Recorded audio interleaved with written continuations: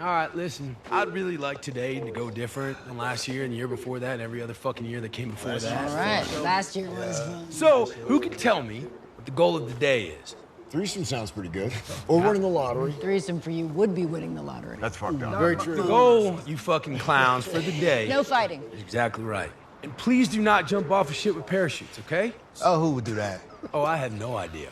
Hi everyone, I'm Dom Griffin, I'm a film critic, and you're watching the Armchair Auteur. So this is an ongoing video series I do where we talk about new movies, old movies, screenplay analysis, that sort of thing. So if you like movies and popular culture in general, and you want to see somebody pick those things apart, please consider subscribing. Today I'm reviewing Those Who Wish Me Dead, the new movie that just hit HBO Max from writer-director Taylor Sheridan, starring Angelina Jolie. This is going to be one of those reviews where what I'm describing sounds kind of mediocre and maybe like missable, but I genuinely enjoyed it when I watched it, so the video is going to reflect that honesty, and I'm not going to like pick it apart and try to, you know, find reasons to hate an enjoyable experience that I happen to have had. I watch so much bad stuff on this channel, and I have such a difficult time actually enjoying things because I'm getting so old and so cynical. So if I like something, I'm gonna say that I liked it and explain to you why I liked it, even if maybe other people think it's fucking stupid. Please, it's a rare and fleeting thing that I enjoy myself at the movies anymore, so let me have this. Going into the movie, I had pretty low expectations because Taylor Sheridan, that one guy from Sons of Anarchy who somehow stumbled into a promising career as a filmmaker, is very hit or miss for me. While I like Sicario for its killer cast and excellent Roger Deakins cinematography, I feel absolutely nothing for Wind River, largely because of my well-documented disdain for Jeremy Renner. I think Hell or High Water is still probably the platonic ideal of the Taylor Sheridan project, the one that most perfectly encapsulates his entire shtick, and doesn't have any prominent women characters for his pen to butcher. It strikes the right balance of quiet poetry and rustic guy movie ephemera. Those Who Wish Me Dead isn't as good as Hell or High Water, but luckily it's not even trying to be. The movie has a pretty straightforward premise, following Jolie as Hannah, a disgraced smoke jumper. Basically like a super firefighter, assigned to a fire tower, I guess the firefighter equivalent of a detective being stuck on desk duty after shooting a civilian or something. I see thunderclouds and 30-mile-an-hour wind. Is there any precipitation in that storm?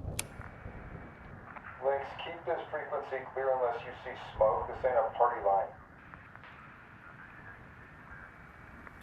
Copy. She's grappling with having indirectly costed some lives, and her trauma and her grief keep pushing her to do dumb, self-destructive shit. So, you know, this being a movie, she needs a crusade to kickstart that sweet, sweet redemption arc. Luckily, this little kid Connor, played by newcomer Finn Little, is on the run from a pair of assassins, played by Aiden, Gillen, and Nicholas Hoult, over some precious MacGuffin intel he's keeping on his person related to a nebulously defined criminal conspiracy that got his dad and several other people killed. If you're wondering why a hard-luck firefighter would be best suited to protect a teenager from hitmen, the guys also started a giant forest fire to distract this town from all the random murder they have to conduct to get their job done. It's a perfect little storm of events, and at 100 minutes, it's got a pretty threadbare plot. It's definitely the sort of movie that somehow manages to be thrilling despite, on paper, not very much really happening through its narrative. There's definitely some questionable dialogue, a bad casting choice here or there, and it could certainly stand to be more substantive. But as a throwback to the kind of easygoing 90s action flicks of yesteryear, it really scratched a very specific itch for me. It's got a few big things going for it. Firstly, I think fire makes for an underrated centerpiece in a movie, and maybe that's just because I saw Backdraft several times as a youth, but I've always believed we have way too many movies set in and around water, and not nearly enough engulfed in literal flame. It's a living thing, Brian. It breathes, it eats, and it hates. I just really like fire. Secondly, it's got a really strong cast. Angelina Jolie is one of our few remaining legitimate movie stars, and she's exactly good enough to take such a nothing and underwritten role, the sorts of women Sheridan is capable of writing, and making that character nonetheless strangely compelling. She kind of has that Ashley Judd quality about her that allows her to anchor otherwise unworthy material in a kind of intriguing way that few of her peers can pull off. Again, I don't know if it's just because I saw Gia really young and I've just been hooked ever since, but I'll always give Jolie a pass, forever and ever and ever. It's also a good Jon Bernthal movie, and by that I mean it's the kind of movie where Bernthal effortlessly doing his shtick fits perfectly. I don't feel like I need to expand upon this assertion much. If you know and like Jon Bernthal, you know exactly what the fuck I'm talking about. What the fuck do I look like? Do I look like the stupidest motherfucker on this planet? Take a couple of steps back, Jack. Fuck you! You gonna let me live, huh? Yeah. Oh fuck, that'd be a mistake.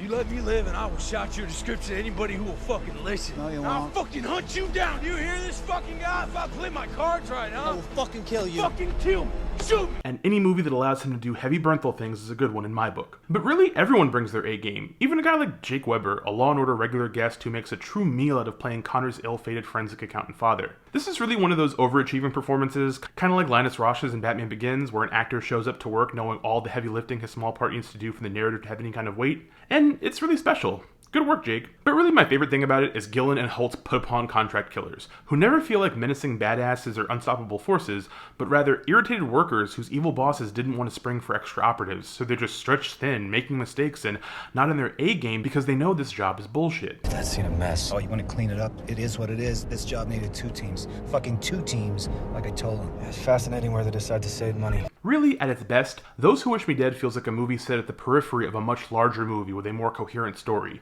Here, following the smaller characters at the outer edges of that plot, the kind of people a bigger tale might introduce then kill off before moving on to other things. That off-kilter perspective allows for some real stunning sequences, like Bernthal's pregnant wife, Allison, played by Medina Senghor, going fucking ham in not one, but 2 separate scenes, being the literal biggest badass in this whole movie out of absolutely fucking nowhere. By the conclusion, the movie more so fizzles out than explodes with a bang, but along the way, it's a pretty nice ride with some strong performances and cool moments. It is, like many of the best streaming service flicks, exactly the sort of picture I would watch at 4:05 p.m. on TBS after an Atlanta Braves game. That may sound like me damning the film with faint praise, but anyone who knows me knows that's a serious seal of approval. I thought this was a fun little flick, an underachiever, sure, but still a good time. Maybe I'd feel differently if I saw it in theaters and not on my bed, but for what it is, I think it's worth a watch. If you got HBO Max, you should watch Those Who Wish Me Dead. It's less than 2 hours, pretty low stakes, a pretty good time. You're not going to be disappointed, probably because you're not going to go in with any real expectations. And sometimes that just hits the spot. So yeah, those are my thoughts on Those Who Wish Me Dead. I think you should see it, but if you don't, I won't be hurt by you ignoring my recommendation. Totally fine. If you like this video, please give it a thumbs up. If you have not subscribed, subscribe. Hit the little bell icon so you get notifications when I put out new videos. If you have any thoughts about Taylor Sheridan or this movie or Angelina Jolie or whatever, you want to talk to me about those things, you can do so in the comments below because I like talking to you guys. It's fun. And yeah, I hope everyone's doing well, staying safe, being good to yourselves and each other, getting vaccinated, wearing your masks, even though the CDC says you don't really have to anymore. Like if you aren't vaccinated, you should probably wear one because it's a good idea. And yeah, I'll see you guys around in the next video. Bye.